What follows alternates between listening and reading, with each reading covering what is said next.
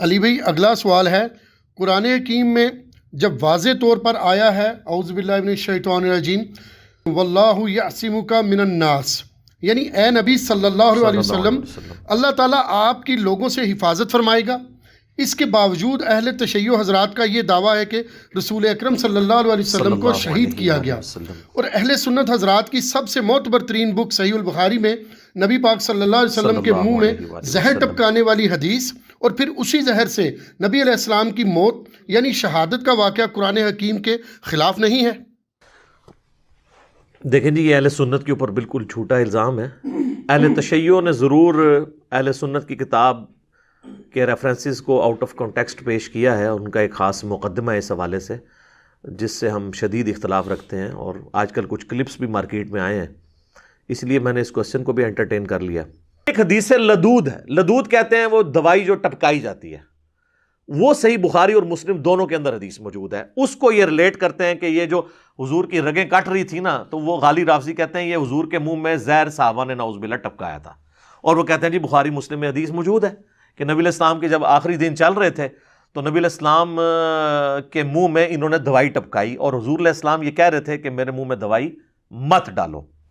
اما عائشہ خود راوی ہیں، وہ کہتی ہیں کہ ہم نے حضور کی صحتیابی کے لیے آپ کے منہ میں دوائی ٹپکائی، آپ علیہ السلام ہمیں مسلسل منع کر رہے تھے کہ مت ٹپکاؤ، ہم نے اس چیز کو یہ گمان کیا کہ مریض کو تو دوائی بری لگتی ہے، تو اس وجہ سے وہ دوائی سے کراہت اختیار کرتا ہے، تو ہم زبردستی دوائی ٹپکاتے رہے، حالانکہ نبی علیہ السلام کا سٹیٹس تو یہ نہیں تھا نا۔ اور اما عائشہ جو سوچ رہی تھی وہ بحیثیت انسان ٹھیک ہی سوچ رہی تھی، انسان کا ابرپٹ رسپانس تو ہوتا ہی ہے، تو نبی علیہ السلام سپیشیز میں تو انسان تھے نا، مرتبے میں تو کوئی جن، کوئی فرشتہ، کوئی پیغمبر ان کے مرتبے کا نہیں ہے، لیکن ظاہر ہے کہ جب آپ کو دکھ پہنچتا تھا آنسو آپ کے بھی نکلتے تھے، مولا حسین کے لیے نہیں نکلے، ٹھیک ہے، اور جب آپ کو غزوہ احد میں زخم لگا تو خون بھی نکلتا تھا، تو آپ کا رسپانس تو انسانوں والا تھا۔ تو اما عائشہ کہتی ہیں ہم نے کہا کہ وہ بیمار آدمی تو کہتا ہی ہے نا دوائی مجھے اچھی نہیں لگتی، ہم ٹپکاتے رہے، جب آپ کو افاقہ ہوا، پوری حدیث پڑھے نا، اس میں آگے الفاظ ہیں افاقہ ہو گیا، اگر وہ زہر ہوتا تو افاقہ تو نہ ہوتا، تو پھر نبی علیہ السلام کو جب افاقہ ہوا تو آپ نے ان کو بلوایا اور کہا کہ جن جن لوگوں نے میرے منہ میں دوائی ٹپکائی تھی نا، اب قصاص کے طور پر ان سب کے منہ میں وہ دوائی ٹپکائی جائے گی، کیونکہ میرے حکم عدولی تم نے کی ہے نا۔ اس کو کوئی یہ نہ سمجھے کہ کوئی نعوذ باللہ یہ کوئی فینیٹک اپروچ ہے۔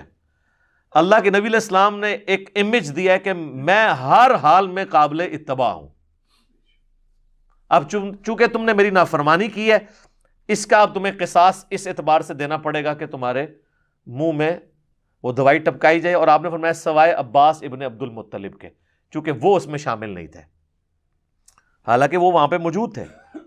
نعوذ باللہ اگر باقی اصحاب آپ کو زہر دے رہے تھے تو حضرت عباس تو اہل بیت میں سے تھے، وہ دینے دیتے؟ مولا علی کا ذکر نہیں ہے تو اس سے لگتا ہے کہ وہ وہاں پہ موجود نہیں تھے، عباس کا تو ذکر موجود ہے نا۔ پھر دوبارہ آپ کو افاقہ بھی ہو گیا، لہٰذا اس کو یہ کہنا کہ وہ جو اما عائشہ کہہ رہی ہیں کہ وہ رگ کٹ رہی تھی تو وہ اس دوائی کی وجہ سے نہیں، اما عائشہ نے خود بتایا کہ حضور کہہ رہے ہیں کہ وہ غزوہ خیبر کے موقع پر زہر دیا گیا تھا۔ اب یہ دو مختلف چیزوں کو جوڑ کے اس میں سے ایک اپنی مرضی کا رزلٹ نکالنا، یہ تو سر آپ کچھ بھی پھر کر سکتے ہیں، ایک بات ادھر سے اٹھائیں دوسری ادھر سے اٹھائیں، بیچ میں رنگ بھریں، اور بعض اوقات وہ چیزیں بالکل میچ بھی کر جاتی ہیں اور وہ ایک نئی شکل بھی سامنے آ جاتی ہے، تو یہ باریک ایک نقطے سے محرم مجرم بن جاتا ہے۔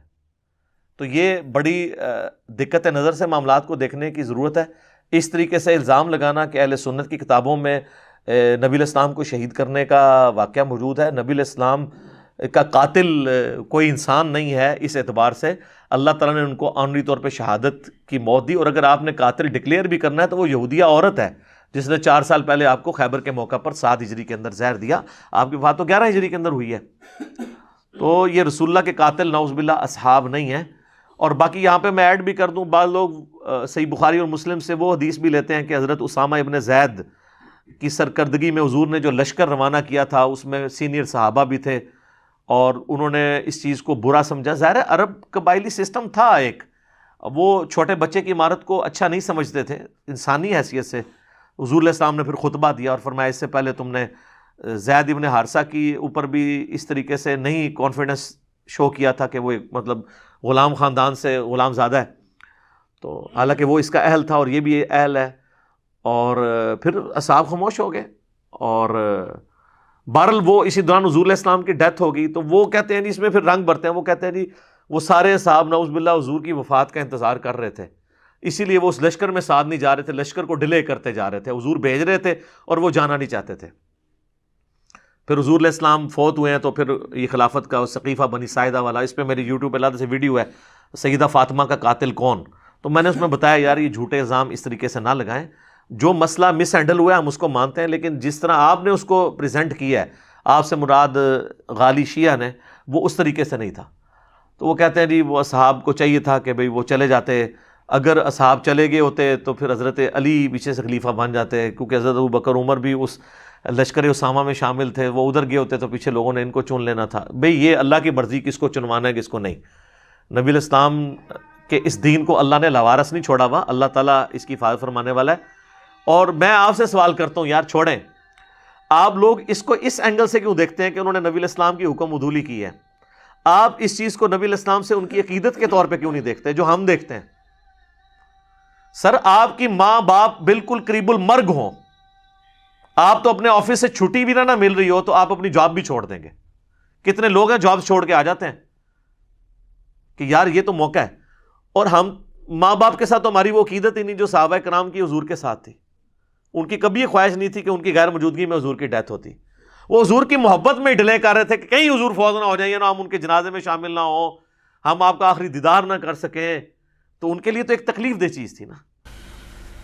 وہ بیان کرتے ہیں، یہ بخاری میں بھی ہے اور مسلم میں بھی، کہ جب رسول اللہ صلی اللہ علیہ وسلم پر مرض الموت کے آثار ظاہر ہونے لگے تو اس وقت گھر میں کچھ افراد موجود تھے، ان میں سیدنا عمر ابن خطاب بھی تھے. نبی صلی اللہ علیہ وسلم نے فرمایا لاؤ میں تمہیں ایک تحریر لکھ دوں جس کے بعد تم کبھی گمراہ نہیں ہوگے. سیدنا عمر نے کہا آپ صلی اللہ علیہ وسلم پر تکلیف کا غلبہ ہے اور تمہارے پاس قرآن موجود ہے، تمہارے لیے قرآن اللہ کی کتاب ہی کافی ہے. سیدنا عمر کی اس بات پر گھر میں موجود افراد میں اختلاف پڑ گیا اور وہ جھگڑ پڑے. کوئی کہہ رہا تھا لاؤ رسول اللہ تمہیں لکھ دیں صلی اللہ علیہ وسلم، اور کوئی وہی کہہ رہا تھا جو سیدنا عمر کہہ رہے تھے. چنانچہ جب شور و غوغا اور اختلاف زیادہ ہو گیا تو رسول اللہ صلی اللہ علیہ وسلم نے فرمایا میرے پاس سے اٹھ جاؤ. حضور غصے میں آ گئے اور فرمایا چلو ادھر سے نکل جاؤ. عبید اللہ نے بیان کیا کہ ابن عباس فرمایا کرتے تھے سب سے بڑی مصیبت یہ تھی کہ ان صحابہ کا اختلاف اور شور جو رسول اللہ صلی اللہ علیہ وسلم اور آپ کی تحریر کے درمیان حائل ہو گیا. یہ ایک سند اس کی، اور دوسری سند جو بخاری میں 4431 اور مسلم میں 4232، دوسرا ترک. یہ بڑا رکت انگیز ہے. سیدنا ابن عباس نے ایک دن کافی عرصے کے بعد، نبی صلی اللہ علیہ وسلم کی وفات کے بعد، سیدنا علی کی بھی شہادت کے بعد بیٹھے ہوئے تھے تو ایک دن انہوں نے کہا ہائے جمعرات کا دن، ہائے جمعرات کا دن، یہ کہنا شروع کیا. پھر اتنا روئے کہ سامنے ان کے جو سنگریزے تھے وہ تر ہو گئے ان کے آنسوؤں سے، یعنی زمین ساری گیلی ہو گئی. اتنا روئے، وہ بات ہی رونے والی تھی. تو راوی کہتے ہیں کہ میں نے کہا کہ اے ابن عباس جمعرات کے دن کیا ہوا تھا؟ انہوں نے فرمایا اس روز رسول اللہ صلی اللہ علیہ وسلم کی تکلیف شدت اختیار کر گئی. آپ صلی اللہ علیہ وسلم نے فرمایا مجھے شانے کی ہڈی دو، میں تمہیں تحریر لکھ دوں، اس کے بعد تم کبھی گمراہ نہیں ہوگے. اس وقت ظاہر ہڈی پر، چمڑے پر، اس طرح کی چیزوں پر لکھا جاتا تھا، کاغذ تو نہیں ڈیولپ ہوا تھا. انہوں نے اختلاف کر لیا، حالانکہ نبی کے ہاں تنازع مناسب نہیں تھا. یہ الفاظ ذرا یاد رکھیں، یہ میرا فتویٰ نہیں ہے. ابن عباس کہہ رہے ہیں کہ حضور کے سامنے یہ بدتمیزی والا کام نہیں کرنا چاہیے تھا. اور کچھ نے یہاں تک کہا کہ ان کی کیا حالت ہے، کیا آپ صلی اللہ علیہ وسلم مرض کی وجہ سے ایسی باتیں کر رہے ہیں؟ معاذ اللہ، استغفر اللہ. انہیں سمجھنے کی کوشش کرو. پھر وہ آپ صلی اللہ علیہ وسلم سے بار بار پوچھنے کی کوشش کرتے رہے، لیکن آپ صلی اللہ علیہ وسلم نے فرمایا مجھے چھوڑ دو، مجھے میرے حال پر رہنے دو. میں جس حالت میں ہوں وہ اس سے جس کے لیے تم مجھے کہہ رہے ہو بہتر ہے. پھر آپ صلی اللہ علیہ وسلم نے 3 باتوں کی وصیت فرمائی. لیکن یہ باتیں لکھوانی نہیں تھی، وہ آپ کو پتہ بھی چل جائے گا بعد میں. کوئی یہ نہ سمجھے کہ یہ باتیں لکھوانی تھی، ورنہ تو زبانی پہلے بتا دیتے. آپ فرمایا مجھے چھوڑ دو میرے حال پر، مجھے اسی حال پر رہنے دو. تو آپ نے 3 باتوں کی وصیت فرمائی. پہلی بات، مشرکین کو جزیرہ عرب سے نکال دو. دوسری بات، میرے بعد وفود جو نیو مسلمز آئیں گے ان کو بھی اسی طریقے سے عطیات دیتے رہنا جس طرح میں اپنی زندگی میں دیا کرتا تھا. اور راوی کہتے ہیں تیسری بات میں بھول گیا، وہ باقی کتابوں میں ملتا ہے اشارتاً، صحیح مسلم میں انٹرنیشنل نمبرنگ کے مطابق 1188 نمبر حدیث ہے کہ نبی صلی اللہ علیہ وسلم نے اپنی وفات سے 5 دن پہلے یہ فرمایا تھا، خبردار تم میں سے جو اگلے لوگ تھے جب ان میں سے کوئی نیک آدمی یا ان کا نبی فوت ہو جاتا تو اس کی قبر پر سجدے شروع کر دیتے تھے، میں تمہیں اس بات سے منع کرتا ہوں. اور کافی احادیث ہیں بخاری اور مسلم میں بھی سیدہ عائشہ کی، بلکہ سیدہ عائشہ کے پھر الفاظ ہیں کہ آپ صلی اللہ علیہ وسلم نے اپنی وفات کے دنوں میں بار بار اپنی چادر جو ہے وہ اپنے سر مبارک سے ہٹاتے اور ایک ہی بات کرتے، اللہ کی لعنت ہو یہود و نصارہ پر، کہ جب ان میں سے کوئی نبی فوت ہو جاتا تھا تو اس کی قبر پر سجدے شروع کر دیتے تھے.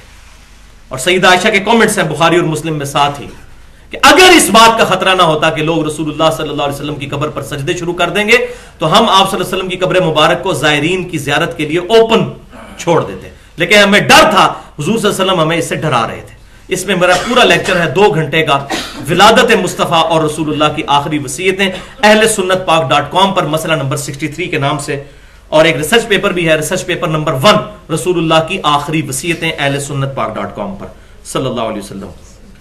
تو اس پوری حدیث کا آپ کو جو ہے وہ ایک سٹرکچر سامنے نظر آ گیا. اس میں 2 الفاظ ہیں جو میں چاہ رہا ہوں کہ میں ان کو یہاں پر ہی ایڈریس کر دوں، جو بڑے خطرناک الفاظ ہیں. ایک لفظ وہ ہے جو سیدنا عمر کی زبان سے نکلا، اس کا میں عربی جو ورڈنگز ہے وہ پڑھتا ہوں، جو پہلی والی ترک میں تھی، غلب علیہ الوجع، کہ نبی صلی اللہ علیہ وسلم پر بیماری کی شدت ہے. وجع کہتے ہیں شدید بیمار ہونا. اب اس بات کی تعویل بھی ہو سکتی ہے کہ سیدنا عمر رضی اللہ تعالیٰ عنہ کا کہنے کا مقصد یہ ہو کہ نبی صلی اللہ علیہ وسلم سخت بیمار ہیں، ان کو ان کے حال پر چھوڑ دو، تنگ نہ کرو، تکلیف میں. اور دوسری بات یہ بھی ہو سکتی ہے کہ معاذ اللہ جو باقی لوگوں نے کہی. تو سیدنا عمر کے بارے میں تو ہم یہ گمان نہیں کرتے کیونکہ یہ الفاظ کی تعویل ممکن ہے، تو یہاں تو ہم تعویل کریں گے کیونکہ جب دونوں طرف مطلب جاتا ہے تو ایک مسلم سے پازیٹو حسن ظن رکھنا چاہیے. لیکن جو دوسری روایت ہے نا، ہائے جمعرات کا دن، اس میں سیدنا عمر کے الفاظ نہیں ہے، اس میں ہے کہ لوگوں نے کہا. اور ظاہر ہے کہ اس وقت بھی سارے پڑھے لکھے اور سمجھدار لوگ تو نہیں تھے صحابہ میں. کچھ لوگ تھے جن کی مطلب آپ سمجھیں کہ لنگوسٹک وہ اتنے شستہ الفاظ نہیں استعمال کر سکتے تھے، وہ بڑے گستاخانہ الفاظ ہیں اور میں ان کو کوئی ڈیفینڈ نہیں کرتا، اللہ تعالیٰ ان کو معاف کرے، ان کی نیت بری نہیں تھی، لیکن بعض اوقات نبی صلی اللہ علیہ وسلم کی شان کوئی الفاظ نہیں تھے، وہ انہوں نے استعمال کر لیے. وہ عربی میں پڑھ دیتا ہوں. صحیح بخاری میں 4431 اور صحیح مسلم میں 4232. ما شأنہ، نبی صلی اللہ علیہ وسلم کی کیا حالت ہے؟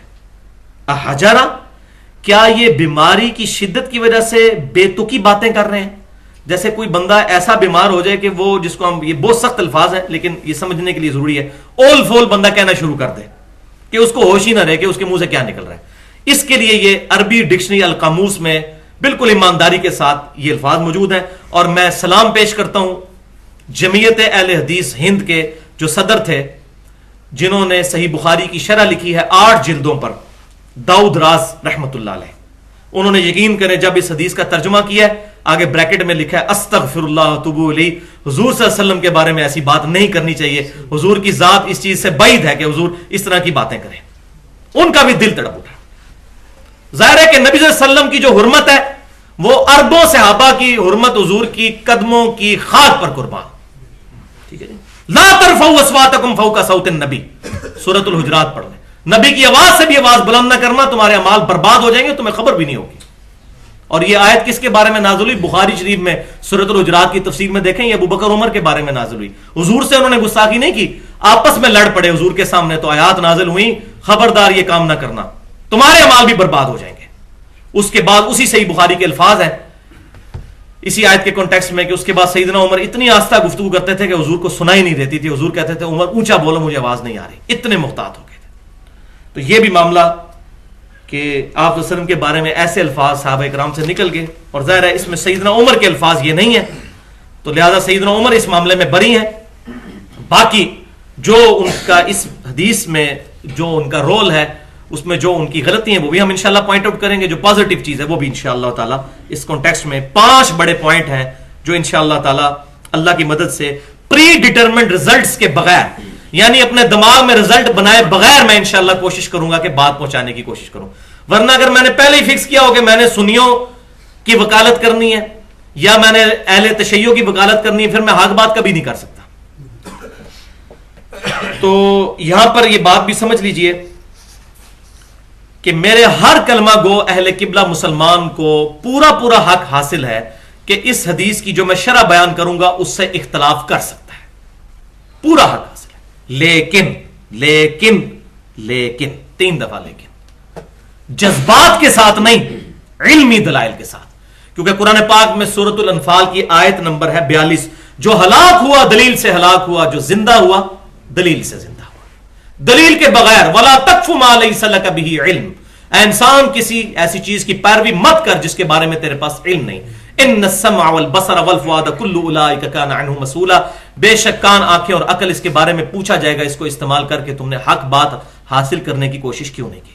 تو علمی دلائل کے ساتھ اختلاف کر سکتے ہیں، جذبات کے ساتھ نہیں. ورنہ جذبات ماشاءاللہ تھوک کے حساب سے اہل سنت کے بھی ہیں اور اس سے زیادہ اہل تشیع کے ہیں، اس سے مسئلہ حل ہونے والا کوئی نہیں. علم کی تلوار سے انشاءاللہ یہ مسئلہ ریزالو ہوگا. دوسری بات یہ بھی نوٹ فرما لیجئے، اور یہ اہل سنت کہلوانے والے تینوں گروہ، بریلوی، دیوبندی اور اہل حدیث یعنی سلفی اور اہل تشیع بھی میرے بھائی یہ بالکل کلیئر کر لیں، بات کان کھول کر سن لیں کہ اس حدیث کے کانٹیکسٹ میں نہ تو میں سیدنا مولا علی رضی اللہ تعالیٰ عنہ کی جھوٹی وکالت کروں گا اور نہ شیخین سیدنا ابو بکر و عمر رضی اللہ عنہما کی جھوٹی وکالت کروں گا. سچی ہوگی تو کروں گا، جھوٹی نہیں کروں گا. ہاں وکالت کس چیز کی کروں گا؟ کتاب اللہ کی اور سنت کی، اللہ اور اس کے رسول کی وکالت کروں گا انشاءاللہ تعالی. یہ نہیں ہو سکتا کہ ہم سیدنا علی یا سیدنا ابو بکر و عمر کی بات کو پرائرٹی دے دیں اور کہیں جی جو حضرت عمر نے کیا یہ بالکل ٹھیک ہے، جو حضور کروانا چاہ رہے تھے وہ غلط ہے، میں اپنا ایمان برباد کر لوں. کبھی بھی نہیں کروں گا. اور باقی جہاں تک معاملہ ہے ضعیف الاسناد احادیث کا، جس کی وجہ سے بیڑا غرق اہل تشیع کا بھی ہوا جھوٹی حدیثوں کی وجہ سے، اور اہل سنت میں بھی آئیں، تو اس پر میری پوری گفتگو ہے اہل سنت پاک.com پر 1 گھنٹہ اور 25 منٹ کی، مسئلہ نمبر 36 کے نام سے ضعیف الاسناد اور من گڑت احادیث کے فتنے کا تحقیقی جائزہ. یہ ایک ایکسٹریم، اور دوسری ایکسٹریم منکرین حدیث کے فتنے کا تحقیقی جائزہ اہل سنت پاک.com پر مسئلہ نمبر 35 کے نام سے 1 گھنٹہ اور 35 منٹ کی گفتگو ہے. یہ میں ریفرنس ساتھ ساتھ اس لیے بتاتا جا رہا ہوں کہ ورنہ تو یہ 10 گھنٹے کا لیکچر ہو اگر اب یہ سمجھانا شروع کر دیا جائے کہ ضعیف حدیث اور صحیح حدیث میں کیا فرق ہے.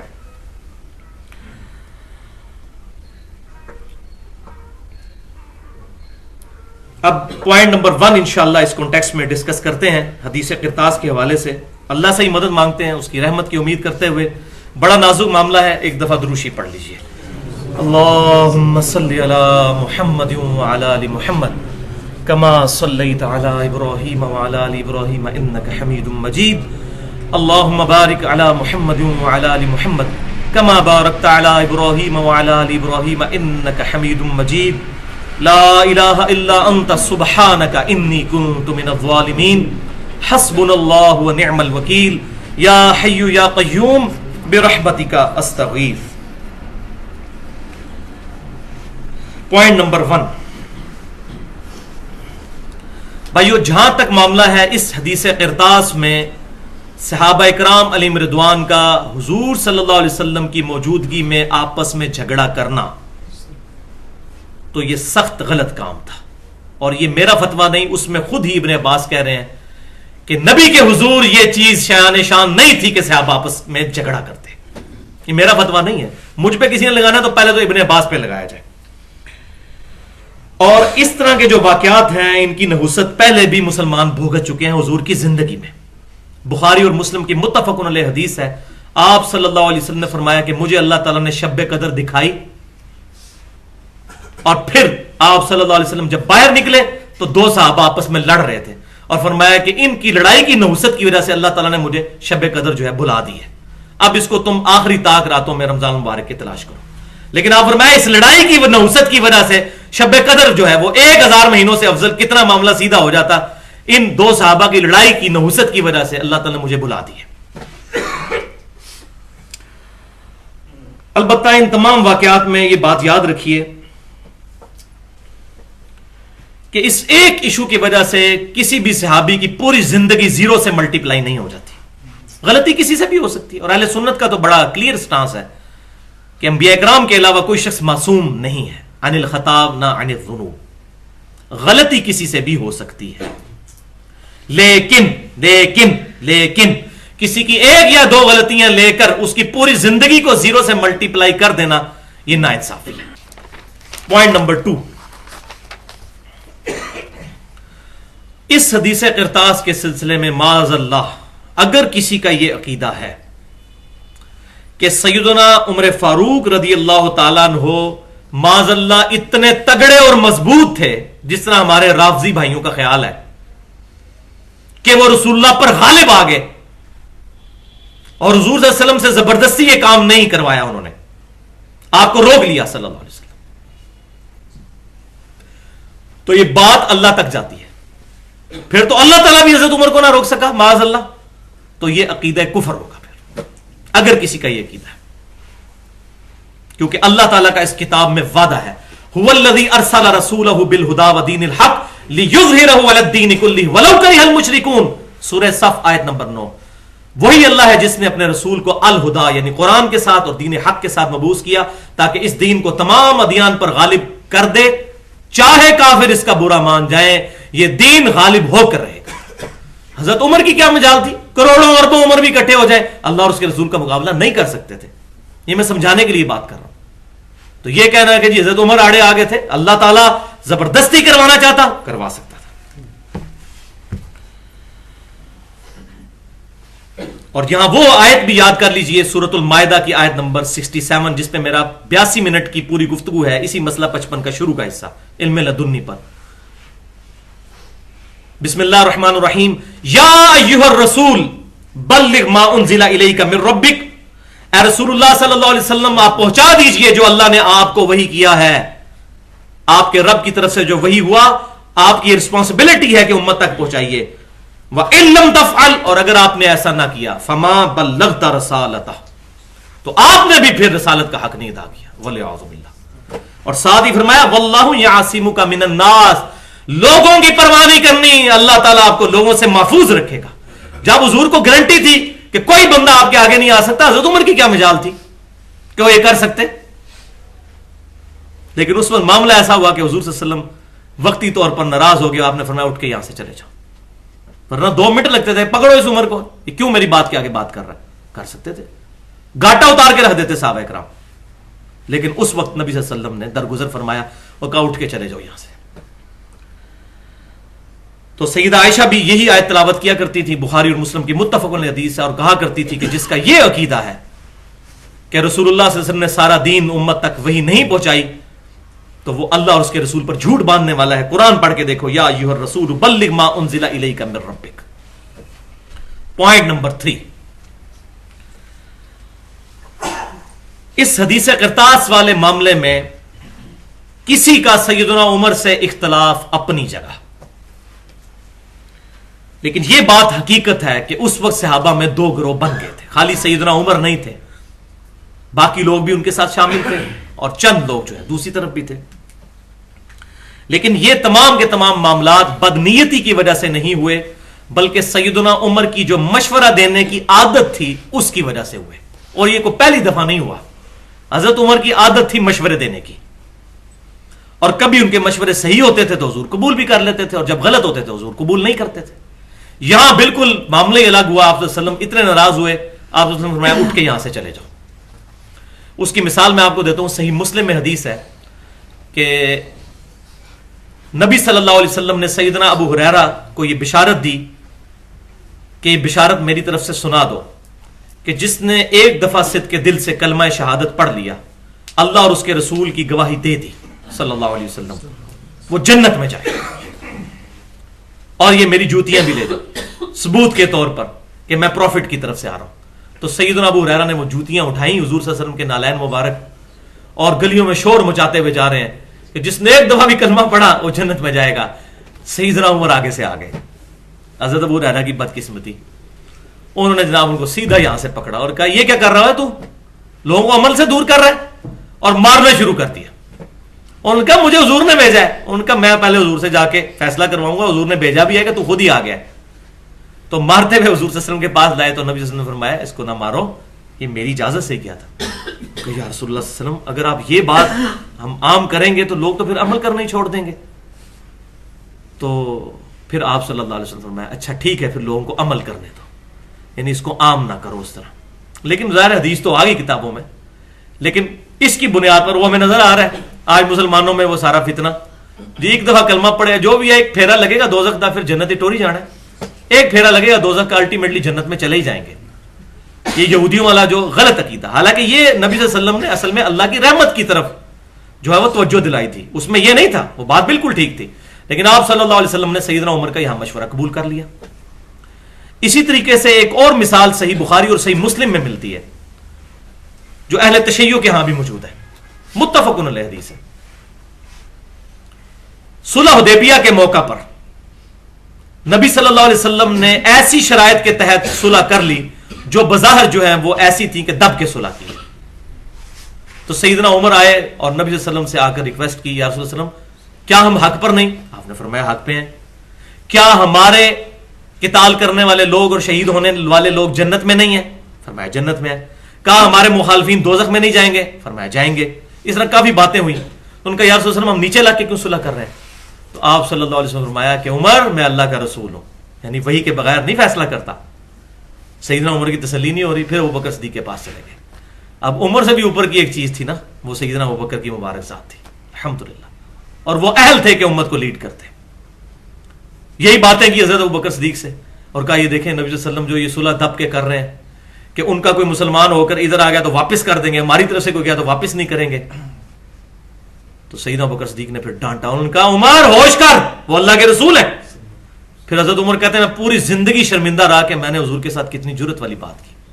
اب یہاں حضور نے ان کا مشورہ نہیں مانا, غلط مشورہ تھا, اور اللہ تعالیٰ نے پھر آیت سورہ الفتح کی پہلی آیت ہی نازل کر لی, اِنَّا فَتَحْنَا لَكَ فَتْحًا مُبِينًا. صلح حدیبیہ کے موقع پر یہ آیت نازل کر دی کہ ہم نے آپ کو کھلی فتح دے دی ہے. جو حضرت عمر کو اس وقت سمجھ نہیں آئی وہ فتح کیا تھی, پھر حضرت عمر کو حضور نے بلا کر یہ آیت پڑھ کے سنائی. دیکھو حضور نے, اللہ تعالیٰ نے مجھ پہ یہ آیت نازل کی ہے کہ کھلی فتح عطا فرما دی ہے. کھلی فتح کیا کہ کافروں نے ایز اے پاور ایکسپٹ کر لیا مسلمانوں کو.